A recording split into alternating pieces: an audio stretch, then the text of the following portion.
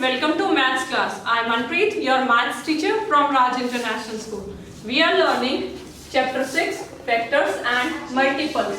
In previous video, I had explained you question 1 of exercise 6.6. In today's video, I am going to explain you question 2 and 3 of exercise 6.6. So let's start. Your question 2 is factorize natural number from 15 to 35 to discover which numbers are prime and which are composite. हमें क्या करना है? Natural number means जो आपकी counting है, ठीक है? सो 15 से लेकर 35 तक हमें काउंटिंग लिखनी है और हमें फैक्टराइज करके मीन्स उनके फैक्टर फाइंड आउट करके ये बताना है कि उनमें से कौन सा नंबर प्राइम है और कौन सा कंपोजिट है. तो लास्ट वीडियो में मैंने आपको बताया था बेटे प्राइम नंबर कौन से होते हैं, which are having only 2 factors, जो सिर्फ 2 ही टेबल्स में आते हैं, 1 एंड नंबर इटसेल्फ, और composite number which are having more than 2 factor, मतलब कोई भी ऐसा नंबर जो 2 से ज्यादा टेबल्स में आता है वो कंपोजिट नंबर होता है, ठीक है?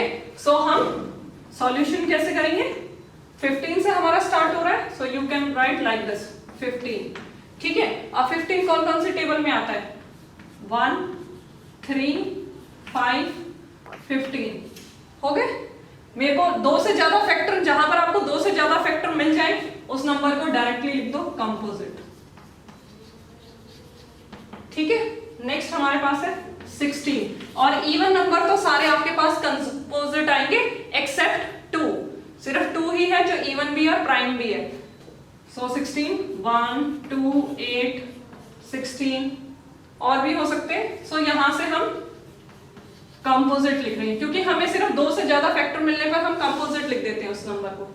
नेक्स्ट 17 1 की टेबल में आता है और 17 की टेबल में आता है. इसके अलावा ये किसी टेबल में नहीं आ रहा है. सो this is your prime number. Next 18, ठीक है? 1, 2, 9, 3, 6 सारे फैक्टर ढूंढना कंपल्शन नहीं है. 2 से ज्यादा आ जाए तो आप उसको कंपोजिट मेंशन कर सकते हो. Then is 19, 1 and 19. So this is your prime, ठीक है? And so on. ऐसे ही आपको टिल 35, मैं लास्ट वाला कर रही हूं 35, 1, 5, 7, 35. So this is your composite. So इसी तरीके से आपको 19 के बाद जो आपकी काउंटिंग है 20, 21, 22, 23 सबके फैक्टर्स ढूंढने हैं. 2 से ज्यादा फैक्टर आ जाए तो आप वहां पर कंपोजिट मेंशन कर सकते हो. सारे फैक्टर ढूंढना कंपल्शन नहीं है क्योंकि हमें सिर्फ क्या बोला गया, फैक्टराइज करके हमें यही बताना है कि कौन सा कंपोजिट है और कौन सा प्राइम है, ठीक है? सो इसी तरीके से आप मेंशन कर सकते हो. इस तरीके से आपको इसके आगे की काउंटिंग लिखकर टिल 35 मैंने कर दिया. जो बीच की नंबरिंग है वो आप सेम इसी मेथड से फैक्टर्स ढूंढ के उनके आगे कंपोजिट या प्राइम वो क्या है वो मेंशन कर सकते हो, ठीक है? सो 35 का मैंने आपको बता दिया और स्टार्टिंग का बता दिया. 4-5 डिजिट मैंने आपको बता दिए नंबर्स. इसके बीच वाले हैं जो आप खुद कर सकते हो फैक्टर्स ढूंढ के कि वो कंपोजिट आएंगे या प्राइम आएंगे, ठीक है? Now let's move to the question number 3.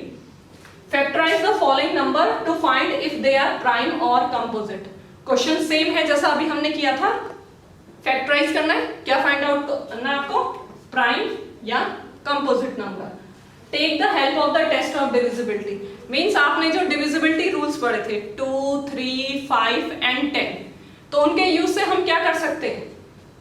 Factors ढूंढ सकते हैं. और यहाँ पर हमारे पास नंबर्स दे रखे हैं. सो मींस इन नंबर्स को ही हमें बताना है कि इनमें से कौन सा प्राइम है और कौन सा कंपोजिट है, वो आगे हमें मेंशन करना है. तो प्राइम नंबर मैंने आपको अभी समझाया था जिसके सिर्फ 2 फैक्टर्स होते हैं, 1 एंड नंबर इटसेल्फ, और कंपोजिट मोर देन 2 फैक्टर्स, ठीक है?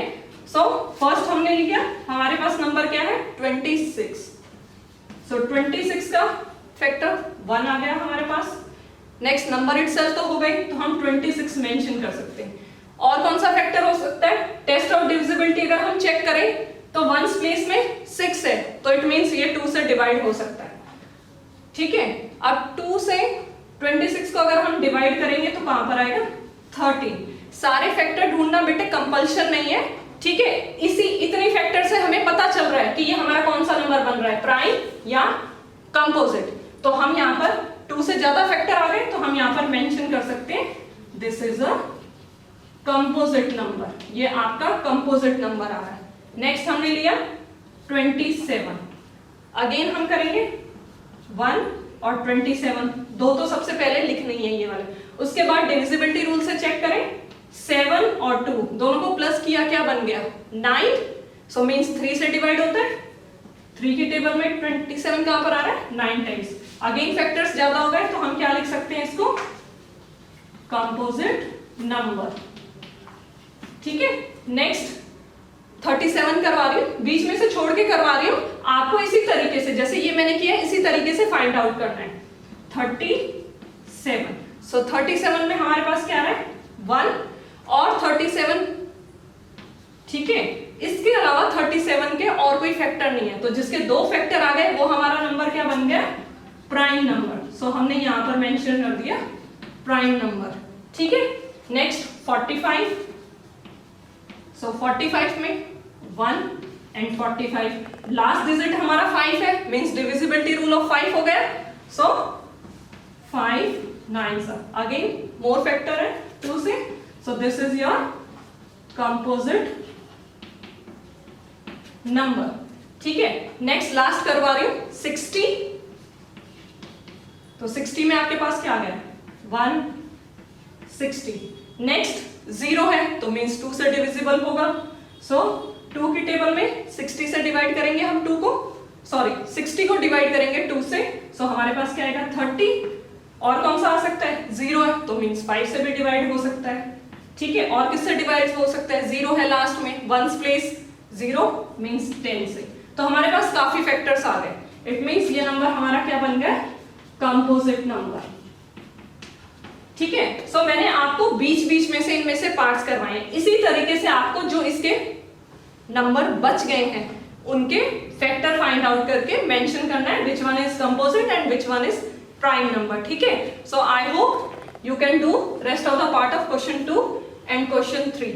In the next video, I will explain you next exercise 6.7. If you have any query, you can contact